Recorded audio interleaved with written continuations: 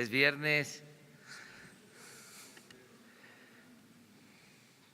Bueno, hoy vamos a tratar dos temas. Le pido de favor a Marcelo, a la licenciada Olga, también a Alejandro, que nos acompañen, y está el subsecretario de Hacienda, Arturo Herrera. Vamos a comentarles sobre dos asuntos. Uno, el que se logró un acuerdo para reducir las comisiones en Afores, y esto es una muy buena noticia. Así es, ¿verdad? Y ahora va a explicarlo Arturo sobre los fondos de pensiones. Y también vamos a dar una respuesta inicial a la decisión que tomó ayer el gobierno de Estados Unidos en materia migratoria. Esto lo va a hacer el secretario de Relaciones Exteriores, Marcelo Ebrard. En este segundo caso es, como ustedes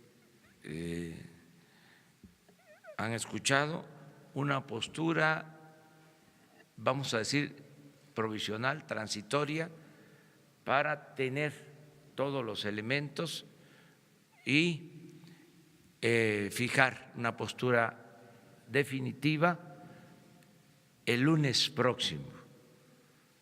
Esto lo va a explicar Marcelo Ebrard. En este caso, adelanto que nosotros deseamos mantener una relación de entendimiento y amistad con el gobierno de Estados Unidos y al mismo tiempo defender los principios de la política exterior de México. Esto es ser defensores de derechos humanos y de buscar en todo momento la protección a los migrantes. Este es el marco en que vamos a atender este asunto. Entonces empezamos con el informe de Arturo Herrera sobre las Afores.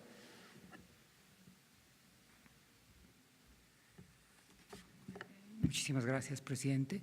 Efectivamente, lo que queremos compartir con ustedes es un logro muy importante. Por primera vez en la historia, desde que el sistema de Afores existe, las comisiones bajaron del 1%. Son 3 puntos base y aunque eso parece poco, representan 10,000 millones de pesos adicionales para los ahorros de los trabajadores. Quisiera dar un poquito de contexto, porque el reto de las pensiones, y así nos lo ha instruido el presidente, es uno de los más importantes para esta administración. La gente que tiene acceso a un tipo de pensión u otro están divididos en dos grupos. El 60% de la población nunca trabajó en el sector formal y hacia ellos están dirigidos el programa de adultos mayores. Atiende la mayor parte de la población que nunca tuvieron acceso a un servicio de seguridad social formal. El 40% cotiza a través de los sistemas de ahorro individual y, sin embargo, para que ese porcentaje de la población pueda acceder a un retiro digno, se necesita que los montos que se administran con sus recursos tengan mayor rendimiento. Así es que esto es en realidad una muy buena noticia y se pone en una trayectoria de una baja de comisiones que empezó cuando inició el sistema de Afores en 180 puntos base. Así es que se ha logrado reducir ya 83 puntos base y por primera vez hay este aumento. Quisiera enfatizar de manera muy clara dos cosas. La primera es que esto fue hecho en alianza con todos los sistemas de Afores. Por ahí nos estaban acompañando el director del Pensioniste, el director de Enrique Solórzano, el director de Sura, Eduardo Parra, el director de Azteca, y Mauricio Alarcón, el director de Coppel. Hay un tema adicional que quisiera compartir por la importancia de las Afores. Las Afores en su conjunto manejan 3.3 billones de pesos, es el 15% del PIB. Gran parte de la inversión que se está realizando, tanto el sector público como el sector privado, es financiado a través del sistema de las Afores. Es un sistema que tenemos todos que consolidar, es un sistema que tenemos que fortalecer, un sistema donde los trabajadores del sector privado vamos a incentivar para que se afilien, pero también los trabajadores del sector público. Y como ustedes saben, desde el 1 de diciembre muchos nos hemos reincorporado al servicio público. Hay en particular un ciudadano que se reincorporó del 1 de diciembre al servicio público y lo vamos a invitar a reafiliarlo al Pensioniste ahora mismo. Hay una colega aquí del Pensioniste que iba a pasar para que puedan hacerle.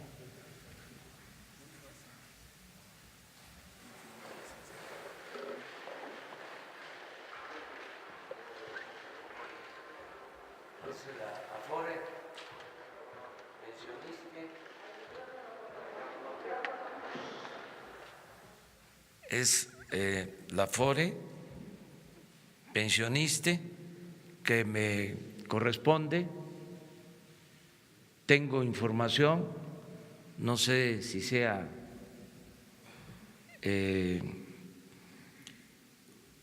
cierta, de que son muy buenos los rendimientos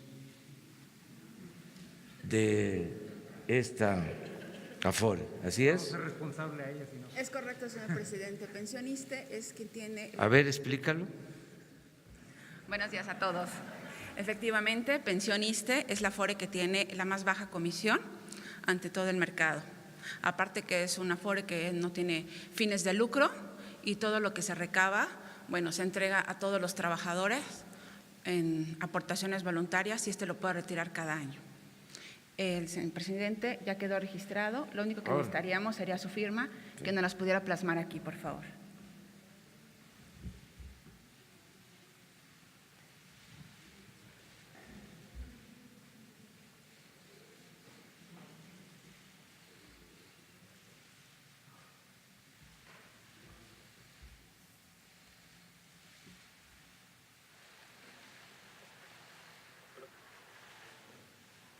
Bueno, pues es un logro la disminución en comisiones, esto para beneficio de los trabajadores y reiteramos el compromiso de cuidar los fondos de los trabajadores. Ante cualquier circunstancia vamos a proteger los ahorros, los fondos de los trabajadores. Terminamos con este tema y vamos a abordar. Muchas gracias. Felicidades. Muchísimas gracias. Buenas tardes. Gracias, señor presidente. Vamos a abordar, si les parece, el segundo asunto de esta mañana, que tiene que ver con la política migratoria. Entonces, le pedimos a Marcelo que nos explique. Con su permiso, señor presidente, buenos días, señor subsecretario. El día de ayer nos fue notificado por parte del gobierno de los Estados Unidos que van a implementar la sección 235 B2C de su Ley de Inmigración y Nacionalidad. He visto en varios medios y a lo largo del día de ayer, como resultado de esto, que se habla de un acuerdo como tercer estado seguro por parte de México. Yo quisiera hacer solo una muy breve aclaración, porque ahora en la reunión de gabinete también lo hicimos, que no es el caso. Cuando hay un tercer país seguro, es un tratado entre dos países, como por ejemplo Estados Unidos y Canadá. En este caso estamos hablando de una medida implementada por Estados Unidos de conformidad a su ley. Nosotros lo que tenemos que hacer es reaccionar frente a esa resolución propia de la esfera y jurisdicción de los Estados Unidos. En este caso no se plantea la firma de un tratado o de un acuerdo en donde México acepte ser tercer estado seguro. El día de ayer dimos a conocer una posición con razones humanitarias, porque en síntesis lo que México puede hacer, ¿qué es? México tendrá que definir si las personas que hoy están en territorio mexicano, que pasan a territorio norteamericano, tienen una entrevista en Estados Unidos. Si esas personas Estados Unidos las devuelve a México en lo que atienden su citatorio ante juez migratorio, México tendrá que resolver si a esas personas las deporta o las acepta. Porque no es un tratado. En un tratado nosotros diríamos no aceptamos ese tratado. Como saben perfectamente bien que México no aceptaría ese tratado, porque se los hemos dicho en muchas ocasiones, entonces lo que tenemos que resolver es si aceptamos o deportamos a esas personas que están hoy en día en territorio mexicano. Su inmensa mayoría son centroamericanos, no solo en Tijuana, sino en otros puntos de la frontera, y que, como ustedes saben, todos los días hacen una fila, hay una secuencia en la fila, las autoridades norteamericanas lo reciben conforme a ese listado y las autoridades norteamericanas resuelven si los aceptan o no los aceptan, luego los ingresan a un shelter y luego finalmente van ante un juez migratorio. En el caso de un tercer país seguro, todo el trámite de asilo que acabo de describir se hace en otro país, es decir, el tercer país seguro significaría que firmamos un tratado y que todo el procedimiento de asilo se haría en México. Entonces, ni hemos firmado un tratado, ni lo vamos a hacer, ni se va a hacer todo el procedimiento de asilo en México. Lo que ayer se dio a conocer es una postura, decía yo, por razones humanitarias, porque no es la posición de México deportar a esas personas. Si así lo fuere, pues entonces todos los centroamericanos que están en la frontera habrían sido ya deportados. Nos ha pedido el señor presidente, porque esta es una primera posición, que el día lunes trabajemos tanto la Secretaría de Relaciones Exteriores como desde luego la Secretaría de Gobernación, el Instituto Nacional de Migración y las autoridades correspondientes para dar a conocer en detalle la postura que México va a adoptar en función de esta aplicación y con las consideraciones humanitarias y de derecho que correspondan. Entonces estamos trabajando en ello. Nosotros fuimos notificados el día de ayer, como ustedes saben, y el día de ayer dimos esta respuesta que es un posicionamiento de carácter humanitario. México no va a deportar a las personas que están buscando asilo. Eso iría en contra de la tradición mexicana en favor del derecho de asilo. Iría en contra de los derechos humanos de los migrantes. Y desde luego que no lo vamos a hacer. Quisiera yo concluir este primer comentario, si me lo permite, señor presidente, con dos datos importantes que creo que hay que tener en mente. México no solo ha promovido, sino acaba de suscribir y se logró la aprobación el día miércoles del Pacto por una Migración Regular, Ordenada y Segura. De hecho, la Secretaría de Gobernación ha hecho un inmenso esfuerzo y el día miércoles se dio a conocer la política que México va a seguir en materia migratoria, que desde luego no solo es divergente, sino yo diría en muchos sentidos opuesta a la que Estados Unidos está haciendo en su jurisdicción. Y esa política migratoria mexicana es la que va a informar todos los pasos que demos en esta materia, tanto en el exterior como en el interior de México. Segunda cuestión que quisiera yo plantear también es que el día de ayer se obtuvo una votación histórica en la Organización de Naciones Unidas en materia de protección de derechos humanos de nuestros nacionales en los Estados Unidos, por el caso Avena, que muchos de ustedes seguro ya están familiarizados, y se logró una aprobación de la resolución que México propuso por 69 votos contra 66 abstenciones y 4 votos en contra. Y esto sienta un precedente de la mayor magnitud para la protección de nuestros connacionales en los Estados Unidos, porque van a tener que tener, y Estados Unidos tendrá que garantizar servicios de intérprete y traducción para aquellos que son procesados en aquel país. En síntesis, el día lunes les daríamos en detalle qué es lo que México va a hacer sobre lo que nos ha sido comunicado y cómo se va a hacer, que es lo más importante, tomando en cuenta esta dimensión que acabo de referir. Gracias por su atención.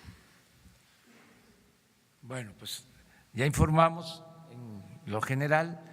Ahora vamos a las preguntas y respuestas. Acuérdense que vamos a tardar menos en esta ocasión porque ayer se nos pasó el tiempo. Primera fila. Gracias, presidente. Estefanía Ochoa, de ADN 40. Yo quisiera saber con cuántas personas que están buscando refugio tendría México la capacidad de albergar, tomando en cuenta que tan solo en este año fueron más de 92,000 personas. Y ya hay un estimado, porque ayer el Instituto Nacional de Migración hablaba de que no hay los suficientes recursos para que estén aquí. Y la segunda pregunta es, el proyecto que hay para la urbanización de uno de los terrenos de la Sedena, ¿qué diferencias tiene con el proyecto que propuso el expresidente que iba en el mismo sentido? Para que nos dé algunos detalles al respecto. Bueno, acerca del segundo tema, ayer analizamos esta propuesta. Es distinto porque tengo entendido que lo que se buscaba en el gobierno anterior era vender el terreno. Se hizo incluso un avalúo y se consideró que tenía un valor de 20,000 millones de pesos. Nosotros no vamos a vender el terreno para empezar a diferenciar. En segundo lugar, ayer, y yo también se los adelanté, se quiere utilizar el terreno en lo fundamental para hacer un parque. Es la cuarta sección del bosque de Chapultepec. Ayer incluso les hablaba del 70% de la superficie del terreno disponible, porque son 150 hectáreas, y hay alrededor de 50 hectáreas que tienen que ver con instalaciones, edificios de carácter histórico, porque esta fábrica de armamento se inició en el siglo XIX, es toda la historia de la fábrica de armas del ejército, desde el presidente Juárez, el presidente Lerdo, luego en el gobierno de Porfirio Díaz, en fin, se ha mantenido siempre esta instalación y hay edificios históricos. Eso no se puede tocar. Lo mismo, hay unidades habitacionales del ejército, hay instalaciones de recreación para elementos del ejército. Entonces quedan disponibles como 100 hectáreas. Cuando se hizo el avalúo al que hice mención, se consideró esa superficie. Ahí están las plantas en esas 100 hectáreas, ahí están las fábricas de armas que se están trasladando a Puebla. Ya esa parte, por ejemplo, pues ha sido impactada, ya está urbanizada. Estamos hablando de fábricas que están construidas. Ese es parte del terreno que se utilizaría con propósito de urbanización. Yo les comentaba ayer, repito, de que calculábamos que de las 100 hectáreas, 70 iban a utilizarse para la cuarta sección del bosque, un parque para Santa Fe, para el poblado, para el pueblo de Santa Fe, histórico también de Santa Fe, pero ayer se acordó que se podría destinar hasta el 85% para el parque y solo utilizar un 15%, que es la zona ya,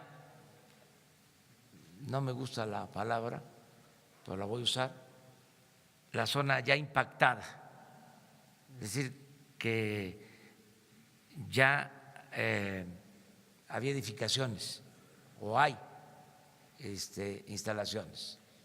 Entonces, estamos cuidando no afectar el medio ambiente y al mismo tiempo que lo que se obtenga, que no va a ser mucha utilidad, porque estamos cuidando de que sea muy baja la densidad para no impactar vialidades, no afectar mantos acuíferos, hay barrancas, no tirar árboles, como sería muy poco lo que podría utilizarse, repito, lo mismo que ya está utilizado, pues esa utilidad que se tendría, aunque sea poca, serviría para adquirir terrenos y construir instalaciones hasta donde alcance para la Guardia Nacional. Todo esto en su momento se va a explicar a los ciudadanos. Ayer acordamos que en un mes vamos a tener ya una propuesta más definida sobre este tema. Me estoy tardando en explicarlo porque me importa mucho este asunto y en un mes les presentamos el proyecto. De todas maneras, de todas formas, va a haber consulta a los ciudadanos. ¿Quién va a decidir? La gente. Pero queremos tener completo el proyecto y explicar cuál sería el propósito de utilizar este espacio de la ciudad. Acerca de migrantes, hoy en la mañana se nos informó, siempre tenemos un informe sobre este tema, que en Tijuana se calcula que hay alrededor de 4,000 migrantes. Quien tiene más la información sobre esto es Alejandro. Le voy a pedir que él les conteste. Con su autorización, señor presidente. Bueno, efectivamente, como lo ha señalado el señor presidente, ha cambiado mucho la presencia de lo que fue la caravana de centroamericanos en la frontera norte, particularmente en Tijuana y en Mexicali, donde se han registrado diversos fenómenos. El más importante es el haber puesto orden y regular la presencia de los centroamericanos, donde incluso el día de ayer, con una acción conjunta con el Ayuntamiento de Tijuana, se consolidó uno de unos albergues que tenemos ahí consolidados, pero ha venido disminuyendo de manera significativa. Gente que ha regresado de manera voluntaria, gente que ha intentado cruzar y que ha sido retenida en los Estados Unidos y gente que se ha dispersado hacia otros lugares del país en una situación de mayor seguridad, sin vulnerabilidad. Por supuesto que la estimación que tenemos para el próximo año es que incremente de manera importante el flujo migratorio hacia nuestro país, pero bajo distintas modalidades, no necesariamente buscando la figura de refugio. La estimación puede oscilar entre 48,000 y cerca de 80,000 personas. Pero hay que señalar que los mecanismos de movilidad humana y de migración en la región sur de nuestro país tienen distintas connotaciones.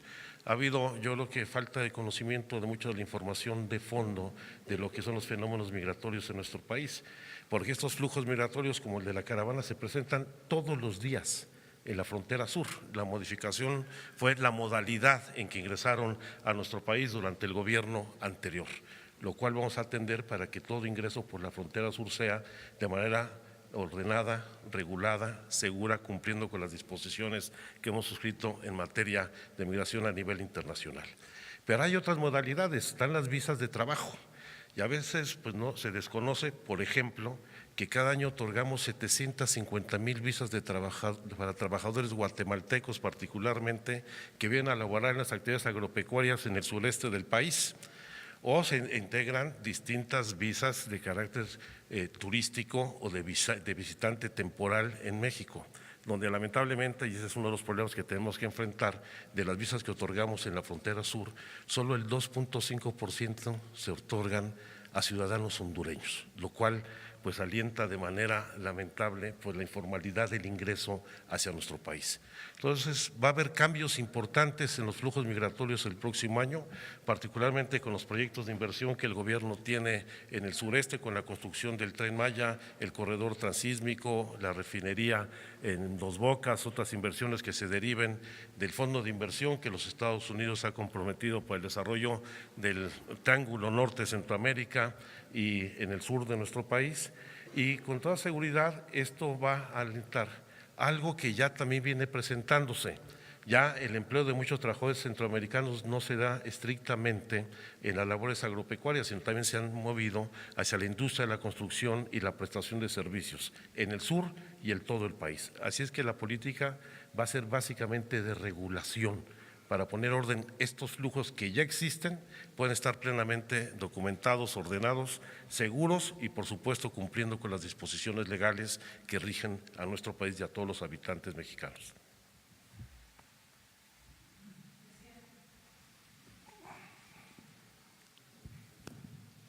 Buenos días, presidente. Shaila Rosagelde, sin embargo. Presidente, la nueva administración del Infonavit encontró contratos que se suscribieron en la administración pasada para contratar aviones y helicópteros de lujo para los directivos por un monto de casi 12 millones de pesos en los últimos 15 meses de Peña Nieto. Le quiero preguntar si esto entra en su idea de punto final, de si esto finiquita aquí o si podrían ejercerse acciones penales en este tema, ¿no? Son unos aviones pues bastante lujosos, ¿no? Una más, señor, usted dice que quiere combatir las causas de la migración. Hoy tenemos muchos desplazados a nivel nacional por la violencia, o sea, migración interna. Hace unos días en Veracruz nos enteramos de que fue asesinada una joven de 25 años, madre de un bebé de 3 años, porque fue secuestrada y su mamá, una empresaria, tenía un negocio local, no pudo juntar el dinero del rescate.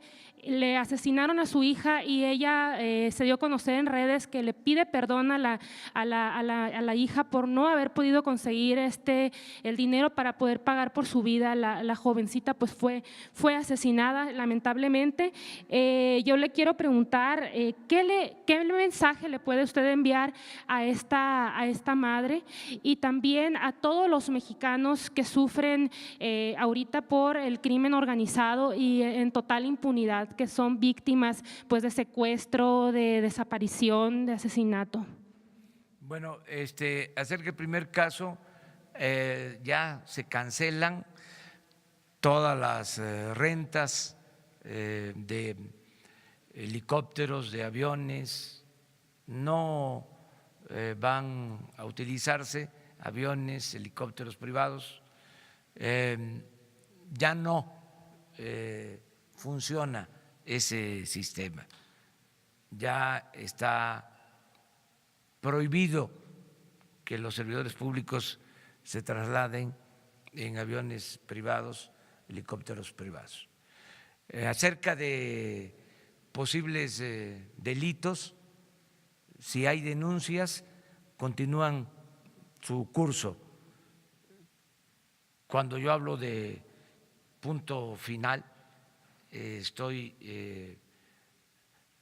refiriéndome a asuntos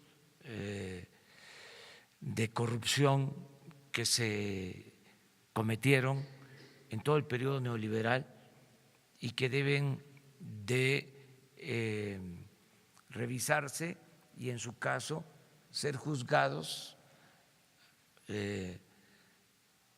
desde arriba, que ya no se continúe con la práctica de los chivos expiatorios, que se decida entre todos si eso conviene, el juzgar a los expresidentes de la República, desde Salinas hasta el licenciado Peña Nieto, pasando por Zedillo, por Fox, por Calderón. Mi opinión, que la di a conocer, que es pública, es que pensemos en este caso en un punto final y que miremos hacia adelante y que todos hagamos el compromiso de desterrar la corrupción en el país, de que no haya corrupción y que no haya impunidad, que iniciemos una etapa nueva. De todas maneras, cuando se reforme el artículo 35 de la Constitución, que estamos esperando que los legisladores lleven a cabo esta reforma, este cambio, lo consultaríamos a los ciudadanos sobre este tema. Pero eso no implica que denuncias que están en curso se cancelen o que cualquier ciudadano, en uso de sus derechos, de sus facultades, pueda presentar una denuncia pública. Además, es la opinión del titular de un poder, del Ejecutivo. El Poder Judicial es autónomo, es independiente, lo mismo el Legislativo, y los ciudadanos somos libres, cada quien. Eso es lo que yo aclaro. ¿Qué le digo a las personas que son víctimas de la violencia? Que estoy trabajando todos los días, entregando todo lo que tengo de imaginación, de experiencia, todo mi esfuerzo para enfrentar el grave problema de la inseguridad y de la violencia que se padece, y que yo espero que tengamos pronto buenos resultados para pacificar al país. Eso es lo que le puedo decir a los que son víctimas de la inseguridad, de la violencia, y que lo lamento mucho, mucho, que comparto su tristeza en todos estos casos.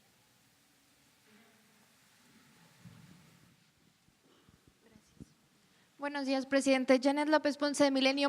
Regresando al tema de los terrenos de Santa Fe, la jefa de gobierno, Claudia Sheinbaum, dice que ella ya le planteó claramente a su equipo que no está del todo de acuerdo con este proyecto porque se generarían problemas en el sistema de agua y también en el tráfico en esa zona. Si hay realmente alguna manera de corregir estos errores que alerta la jefatura de gobierno y que por ello años atrás no se autorizó a la pasada administración. También si nos puede platicar qué avances hubo en la otra reunión que tuvo también ayer en el tema del aeropuerto y de Santa Lucía. Vimos que ya le presentaron algunos planos de qué son, presidente, con qué obras podrían ya comenzar. Y en un último tema, ayer se dieron a conocer algunos videos de empleados del SAT que están siendo despedidos, que son empleados de base de los más bajos salarios, contrario a la promesa que usted había dado de no despedir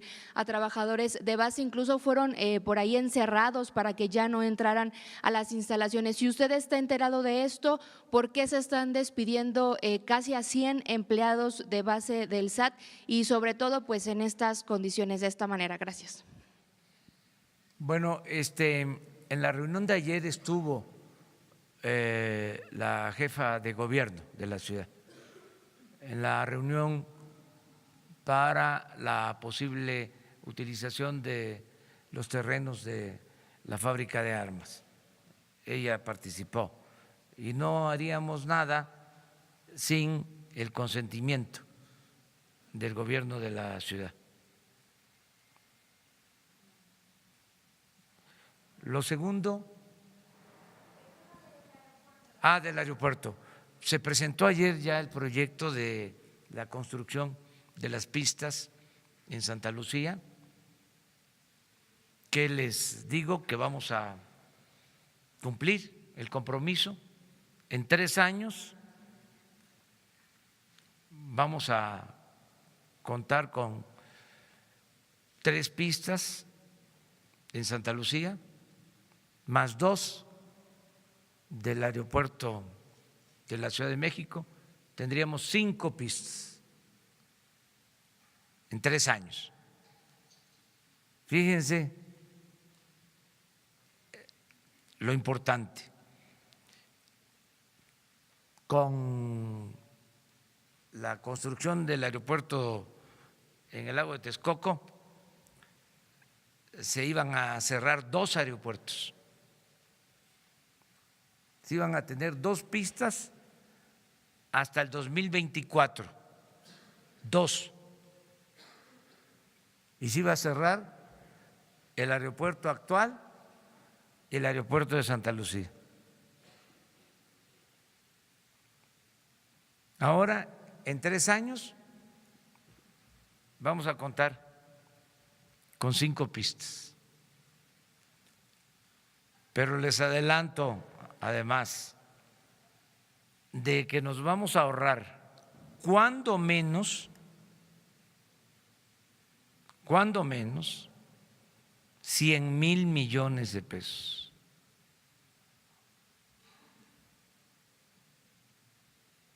Ayer se presentó ya el proyecto, se está estimando una inversión de alrededor de 70,000 millones de pesos para resolver el problema. Ya estamos en eso. No vamos a perder tiempo. Ayer se presentó ya el calendario de construcción de obras, a más tardar en enero.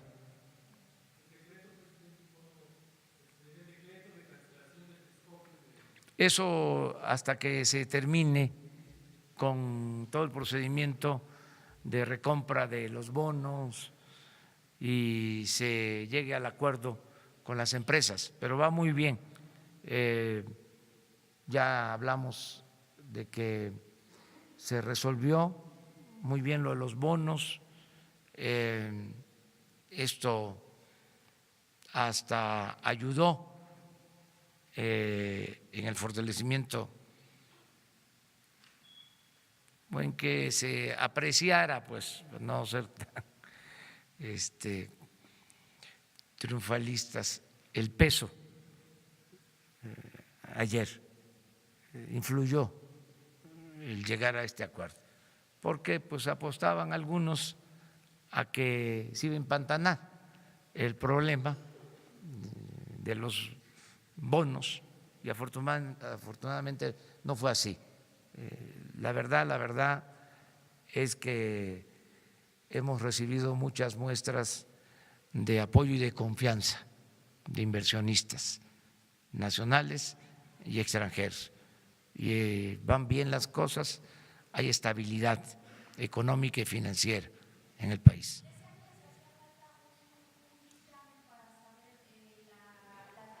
Sí, nada más se está esperando en 2 meses sobre la colocación de las pistas para lo que tiene que ver con el manejo del espacio aéreo.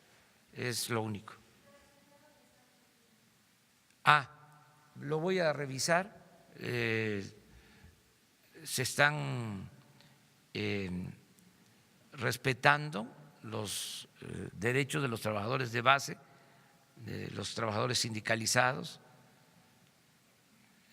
Ya hemos dicho que el ajuste es arriba, entonces voy a revisar este tema, lo voy a hacer.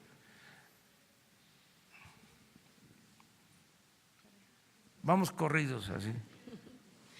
Hola, ¿qué tal? Buen día. Son varias preguntas. Ha dicho el subsecretario de Gobernación que se van a tomar medidas en el territorio sur, en la frontera sur, una frontera porosa que se puede pasar muy fácilmente hasta en bicitaxi. ¿Cuáles van a ser esas medidas de seguridad que se van a tomar por fin en la frontera sur de nuestro territorio ahora con el pronóstico del incremento de los flujos migratorios? Y si nos puede decir ¿cuántos migrantes están solicitando asilo hacia los Estados Unidos y cuántos no están solicitando asilo? Y para el presidente Andrés, me gustaría saber, dentro de este cúmulo de los tenedores de bonos, en el caso de Texcoco, ¿saben si hay exfuncionarios involucrados y que podrían haber estado en la especulación? Gracias. Yo contesto, ¿no? Y luego Alejandro. Gracias. No tenemos información de que exfuncionarios estén metidos en el negocio de los bonos o en la especulación. No tenemos esa información.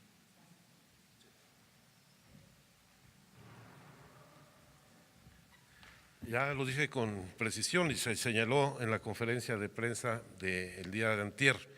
Nosotros vamos a establecer que los flujos migratorios en la frontera sur cumplan con los requisitos de ingreso regular, ordenado y seguro. Tenemos que dar las facilidades para que ello suceda, para no seguir alentando el ingreso informal, cruzando el Suchiate o estando cruzando todos los poros, los puntos fronterizos informales que existen a lo largo de nuestra frontera sur.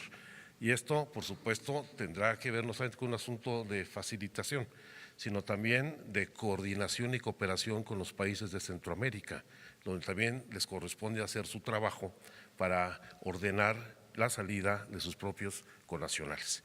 Y la verdad es que en el caso del número de solicitudes de refugio, ahorita tenemos acumuladas desde el gobierno anterior más de 28,000. Hay que recordar que después de los sismos que son aquí en la ciudad, las instalaciones de la Comisión Mexicana de Apoyo a Refugiados se vieron afectadas y se suspendió durante varios meses. Y la solicitud de refugio lleva un procedimiento donde tiene que acreditarse la vulnerabilidad a la que está sujeta el solicitante, por supuesto vinculado ya sea con la violación a sus garantías y derechos políticos o la gente que ha sido desplazada por hechos de violencia.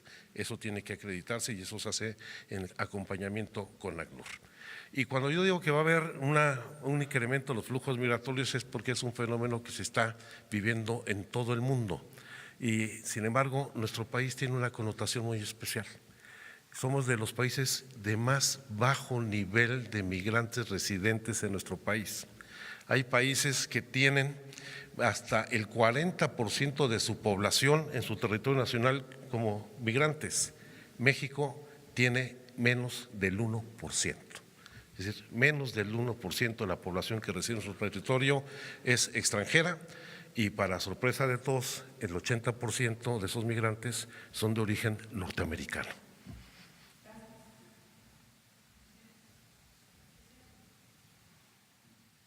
Hasta aquí llevamos 5 y luego vamos así, 5 más.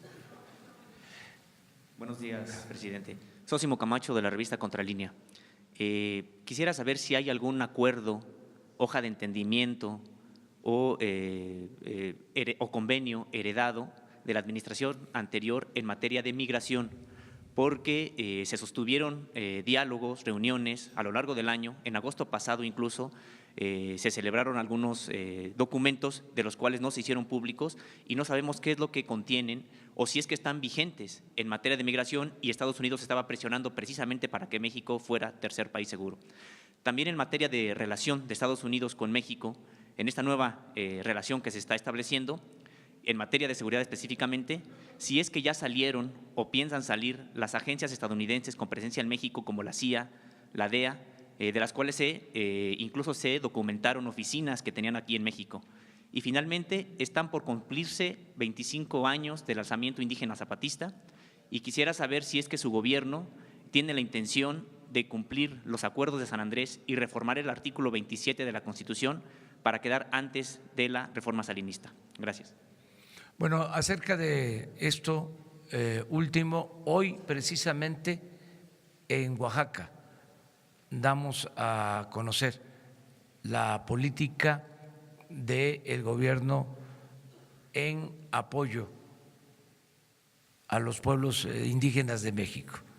Hoy vamos a tratar este tema en Oaxaca, la política nacional.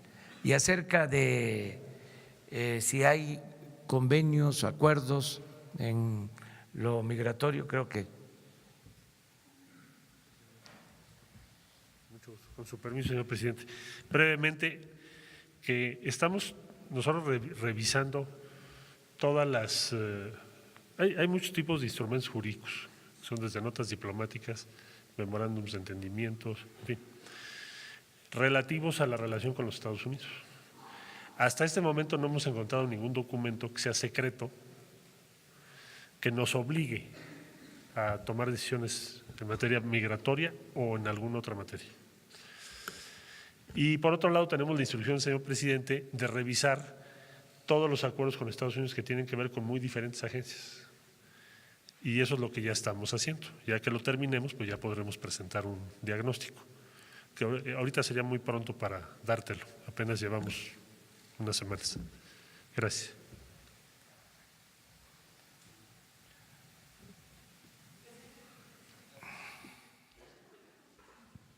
Eric Pinto, de Capital 21, presidente. Oiga, ayer usted comentaba en el tema del adelanto de las participaciones que la Secretaría de Hacienda le decía que no es un proceso tan fácil. ¿Nos pudiera platicar por qué no es un proceso tan fácil? ¿Qué le han comentado? Y preguntarle si ya algún gobernador de alguna entidad le ha propuesto o le ha hecho llegar la solicitud formal de adelanto de participaciones por estos problemas que tienen de pagos a trabajadores. Gracias. Sí. La dificultad tiene que ver con la aprobación del nuevo presupuesto, que empieza a ejercerse el día 1 de enero.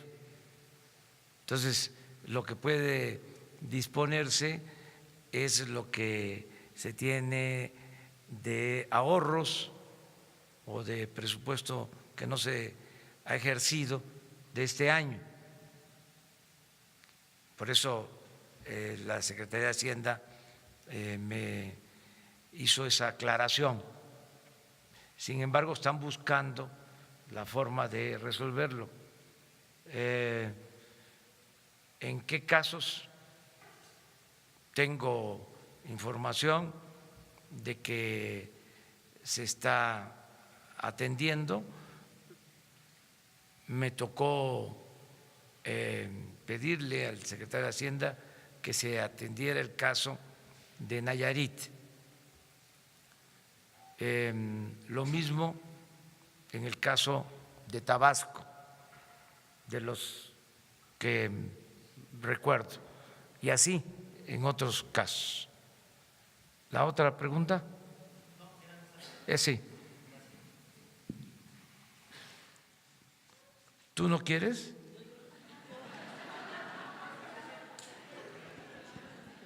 Bori Moctezuma, de la Agencia Informativa de Educación.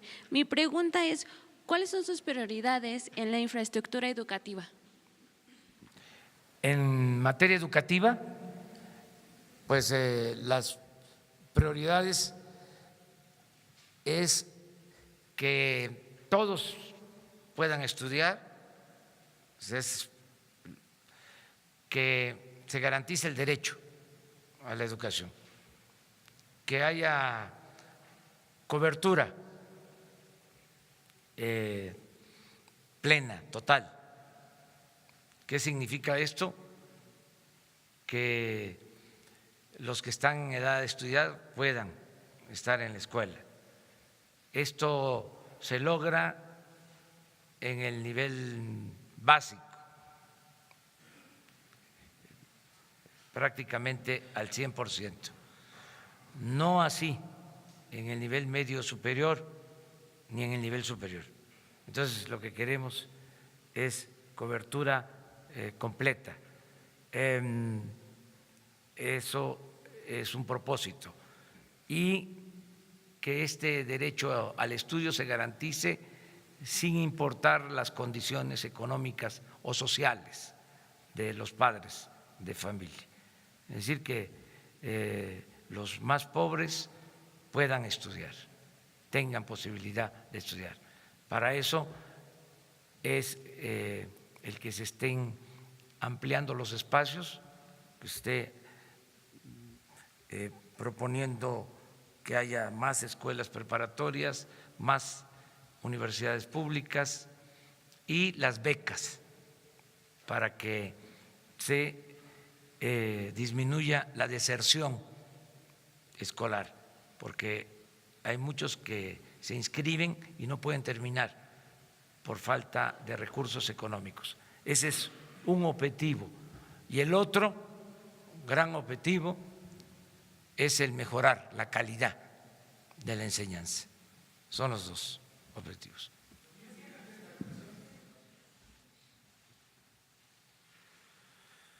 ¿Tú primero? No levantó la mano, sí. Buenos días, presidente. Enrique Legorreta, de Quinto Poder. Y preguntarle, el día de ayer con la aprobación de los cambios a la reforma constitucional para la aplicación de la Guardia Nacional, hubo voces de la sociedad civil que inclusive entraron a la Cámara y tomaron las mesas de la discusión. ¿Qué mensaje les da a esta solicitud de que no sea una guardia militar la que sea encargada de la seguridad? Gracias. Pues que somos respetuosos de los derechos humanos y que no vamos a apostar solo al uso de la fuerza, que para garantizar la paz y la tranquilidad lo que estamos haciendo es impulsando el desarrollo económico y social, que en eso consiste el 80% de la estrategia de seguridad. El que haya trabajo, que mejoren los salarios, que haya bienestar, que se atienda a los jóvenes, primero, y que en lo policíaco cuidar los derechos humanos, no masacrar a la población, no van a haber masacres como sucedió desgraciadamente en el viejo régimen, y muchos, con todo respeto, de los que ahora se oponen a que exista la Guardia Nacional, se quedaron callados, nunca denunciaron las masacres que se cometían. Entonces, que tengan confianza que yo nunca voy a dar la orden de que se reprima al pueblo. Que estamos planteando que exista la Guardia Nacional porque queremos garantizar la paz, la tranquilidad, que no haya violencia, conseguir la paz. Y estamos utilizando los elementos que tenemos, la experiencia del Ejército como institución encargada de la seguridad interior, de la seguridad nacional, y ahora les estamos pidiendo que nos ayuden para garantizar la seguridad pública. Lo mismo a la Marina y a la Policía Federal, y unirnos todos, trabajar de manera coordinada. Para eso es la Guardia Nacional, y proteger a los ciudadanos, porque aunque parezca increíble, el gobierno federal no protegía a los ciudadanos, no había en los hechos, en la práctica, una política de seguridad pública por parte del gobierno federal. Tan no había que el gobierno federal, de acuerdo a la Constitución o con apego a lo que establece la Constitución, solo podía disponer de 20,000 efectivos para todo el país. Entonces, queremos resolver esto. De todas formas, somos respetuosos del derecho a disentir, de las protestas. No podemos estar aspirando a que todos pensemos igual o de la misma manera. La democracia es pluralidad y es debate y confrontación de ideas y de puntos de vista. Pero sí explicar que no es el propósito, como a veces se piensa, ¿no?, de militarizar,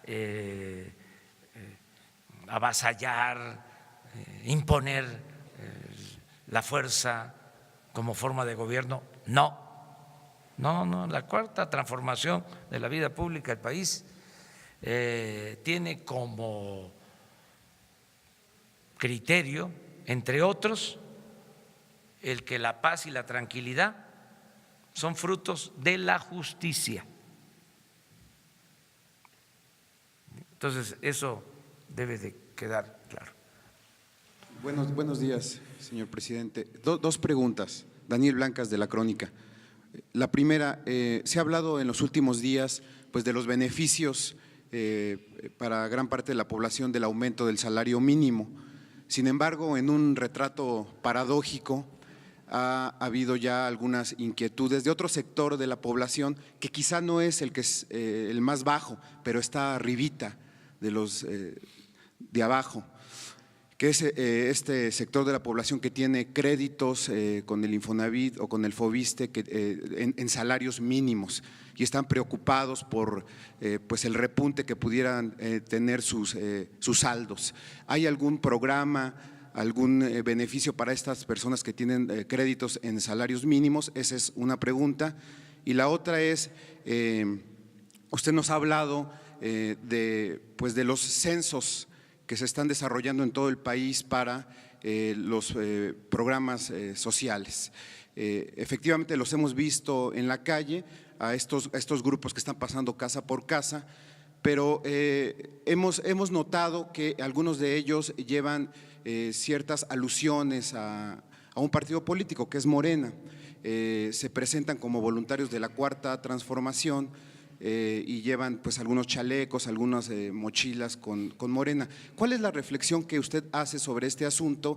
¿Le interesa, digamos, marcar la línea entre gobierno y partido o es un asunto al que tenemos que acostumbrarnos como parte de la acción de gobierno? Muy buenas tus dos preguntas. Ya he recibido la inquietud de trabajadores que tienen créditos con el Infonavit y están preocupados porque aumenta el salario mínimo y ellos tienen que pagar sus créditos a partir del incremento al salario mínimo. Ya se está buscando una opción, una alternativa. Les diría que no se preocupen, que vamos a atender sus preocupaciones, sus demandas, que vamos a dar respuesta a esa inquietud. Ya estamos analizándolo. No se les va a perjudicar. O sea, vamos a buscar una solución a este tema. Lo adelanto y luego lo voy a exponer.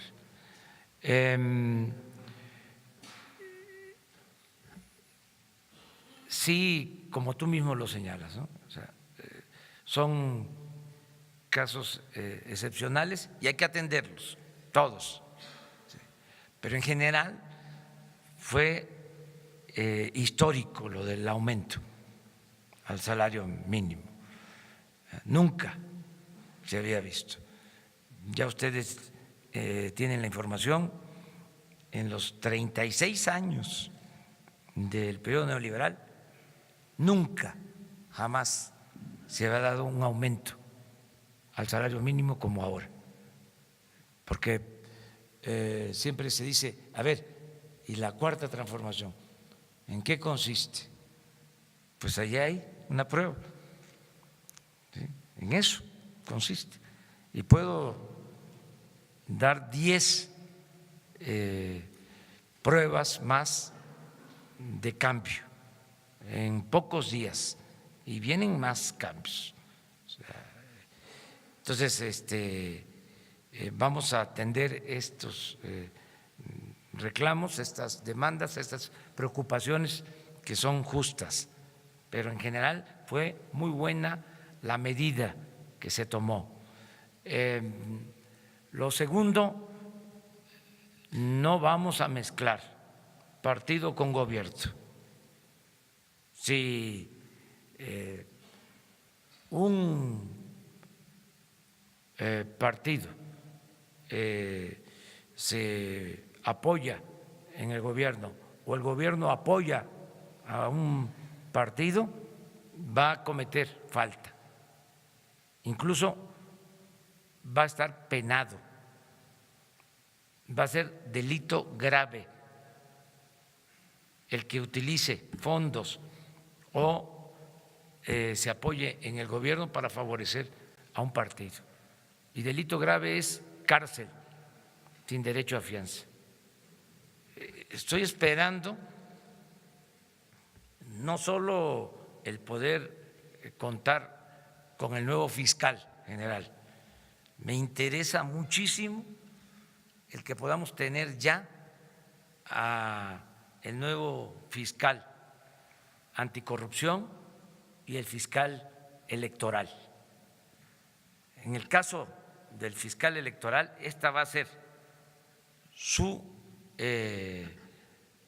tarea, el cuidar que no se utilicen los recursos del gobierno para favorecer a ningún partido. Voy a ver lo que planteas.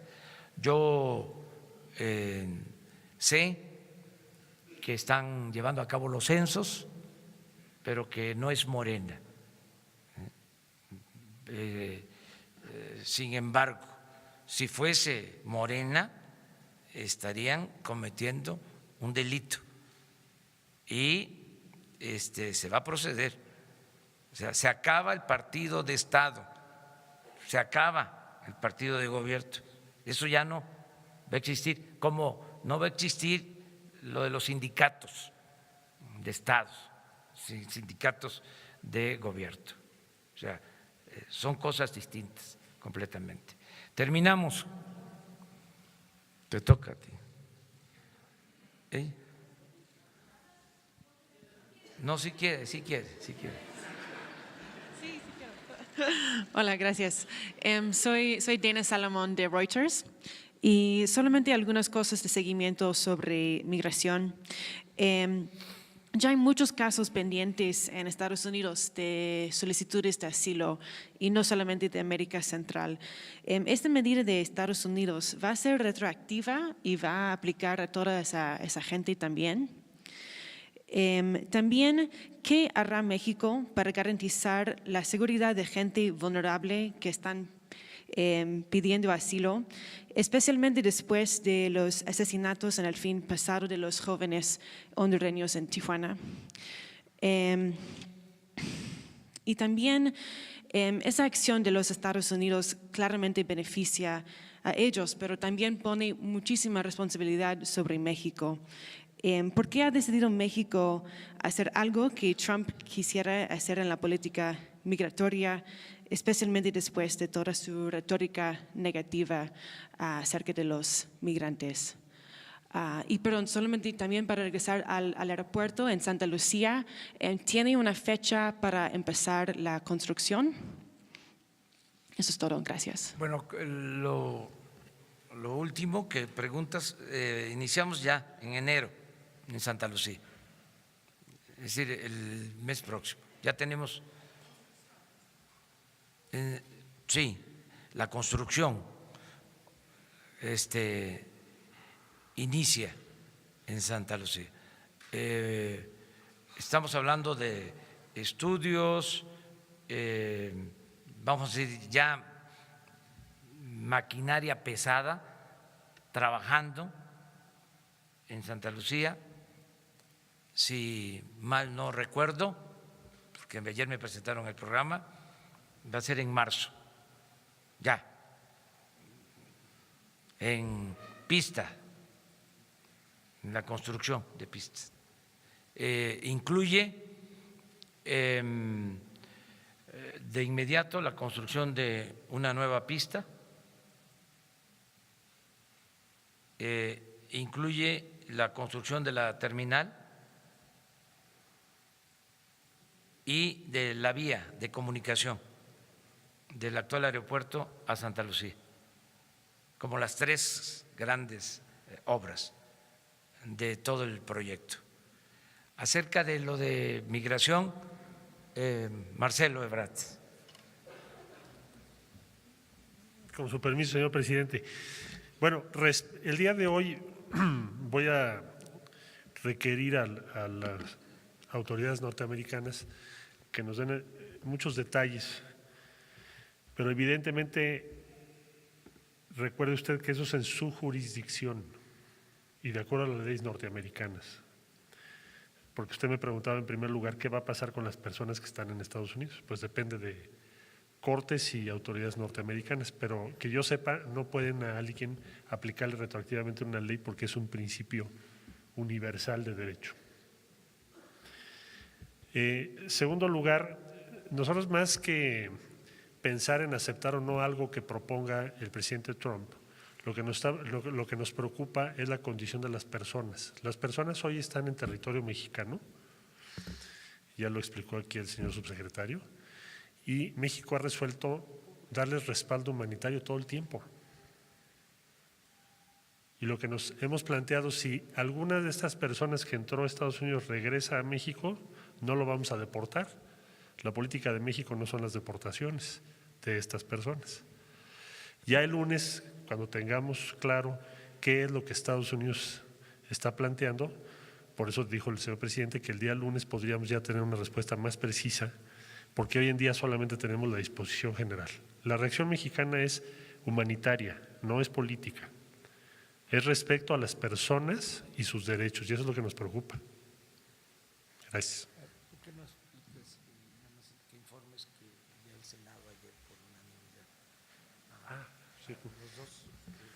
Sí, informarles también que el día de ayer fueron ratificados por el Senado mexicano, tanto la embajadora mexicana en Washington, Marta Bárcena, por unanimidad, así como el doctor Juan Ramón de la Fuente, que será el representante permanente de México ante la Organización de las Naciones Unidas con sede en Nueva York, ambos por unanimidad, lo cual nos da mucho gusto porque es precisamente la representación tanto en los Estados Unidos de América como la Organización de las Naciones Unidas. Muchas gracias. El lunes estamos de nuevo con ustedes, el lunes 24. El 25 sí no vamos a tener esta rueda de prensa. El 26 sí. Muy bien, muchas gracias.